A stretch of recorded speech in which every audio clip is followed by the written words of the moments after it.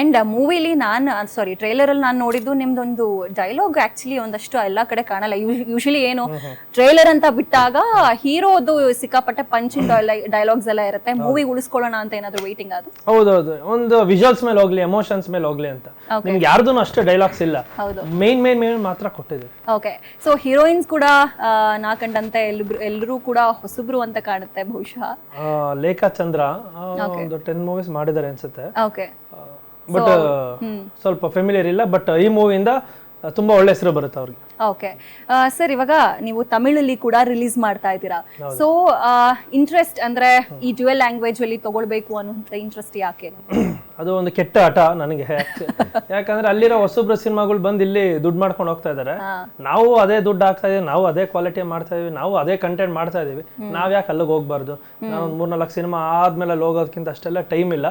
So first approach ಮಾಡೋದ್ ಕೆಲ್ಸ, ಒಳ್ಳೆ ಕೆಲ್ಸ. ಸೊ ಹೋಗೋಣ, ಅಲ್ಲಿರೋ ರೆವಿನ್ಯೂ ತಗೊಂಡ್ಬರೋಣ ಅನ್ನೋದು ಒಂದು ಕೆಟ್ಟ ಆಟ. ಓಕೆ, ಸೊ ಎಷ್ಟು ದಿವಸ ತಗೊಂಡಿದ್ದೀರಾ ಒಂದು ಅಂದಾಜು ಸ್ಟೋರಿ ಸ್ಕ್ರಿಪ್ಟ್ ಬರೆಯೋದಕ್ಕೆ ನೀವು?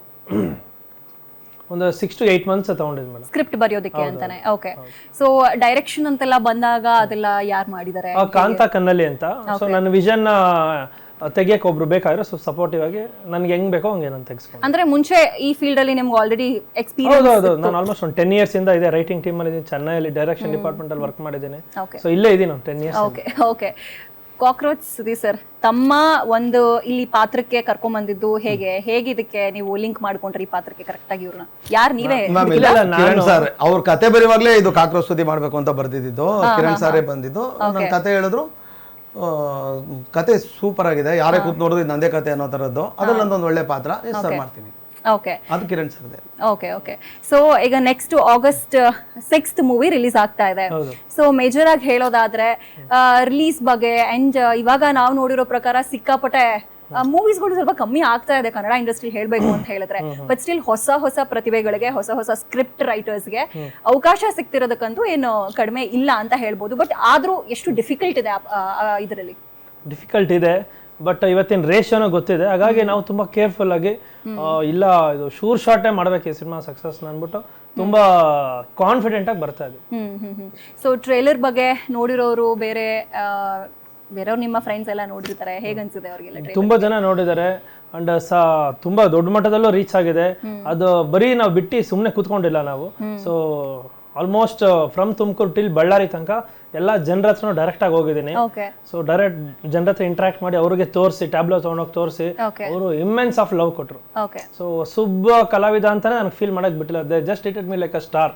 ಒಂದ್ಸರಿ ಅವರು 2,000 ಜನ 3,000 ಜನ ಬಂದು ನಿಂತ್ಕೊಳ್ಳೋರು. ಸೊ ನನಗಲ್ಲಿ ಗೊತ್ತಾಯ್ತು ಉತ್ತರ ಕರ್ನಾಟಕ ಯಾಕೆ ಕನ್ನಡ ಇಂಡಸ್ಟ್ರಿ ಕಾಪಾಡ ಈಗ ಗೊತ್ತಾ ಅಷ್ಟು ಪ್ರೀತಿ ಕೊಡ್ತಾರೆ. ಹೌದು ಸರ್, ಅದೇನೋ ನಿಜ ನೀವು ಹೇಳಿದ್ದು. ಉತ್ತರ ಕರ್ನಾಟಕದವರು ಆಕ್ಚುಲಿ ಕೈ ಬಿಡಲ್ಲ ಅನ್ನೋದು ಒಂದು ಸತ್ಯ. ಇವತ್ತು ಕನ್ನಡ ಇಂಡಸ್ಟ್ರಿ ಗಟ್ಟಿಯಾಗಿ, ಕನ್ನಡ ಇಂಡಸ್ಟ್ರಿ ಎರಡು ಗಟ್ಟಿಯಾಗಿ ನಿಂತಿರೋದು ಆ ಭಾಗಗಳು. ಹೌದು ಸರ್, ತಾವು ಇದಕ್ಕಿಂತ ಮುಂಚೆ ಪ್ರೊಡಕ್ಷನ್ ಫೀಲ್ಡ್ ಅಲ್ಲಿ ಪ್ರೊಡ್ಯೂಸ್ ಯಾವ್ದಾದ್ರು ಮಾಡಿದ್ದೀರಾ? ಇಲ್ಲಮ್ಮ, ನಾನು ಇದು ಫಸ್ಟ್ ಪ್ರೊಡಕ್ಷನ್ ಅಂದು ಮೇಘನಾ ಪ್ರೊಡಕ್ಷನ್ ಎಂಬುದು first production. So Kiran Aditya ಅವರು ಬಂದು ನನ್ನ ಅಪ್ರೋಚ್ ಮಾಡಿದ್ದು ರೀತಿ ಮತ್ತೊಂದೆಲ್ಲ ತುಂಬಾ ಚೆನ್ನಾಗಿ ಅನಿಸ್ತು.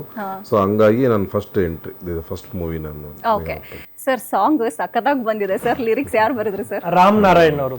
ಓಕೆ, ಅಂಡ್ ಪ್ರೇಮ್ ಸರ್ ಹಾಡಿರುವಂತಹ ಸಾಂಗ್ ಇದು 100% ಸಖತ್ತಾಗಿ ಹಿಟ್ ಆಗಿರುತ್ತೆ. ಸರ್, ನೀವು ಸಾಂಗ್ಗೆ ನಾನು ಒಂದು ಫನಿ ಕ್ವೆಶ್ಚನ್ ಕೇಳ್ತಿದ್ದೀನಿ. ಈ ಸಾಂಗ್ಗೆ ಬದಲಾಗಿ ಏನಾದ್ರು ಒಂದು ಲಿರಿಕ್ ಚೇಂಜ್ ಮಾಡೋದಾದ್ರೆ, ಒಂದು ಸೆಂಟೆನ್ಸ್ ಚೇಂಜ್ ಮಾಡೋದಾದ್ರೆ ನಿಮ್ ಸ್ಟೈಲ್ ಅಲ್ಲಿ ಏನ್ ಹಾಕ್ತಾ ಇದ್ರಿ? ಸಡನ್ ಕ್ವೆಶ್ಚನ್ ಕೇಳ್ತಾ ಇದೀನಿ, ಹೇಳಿ.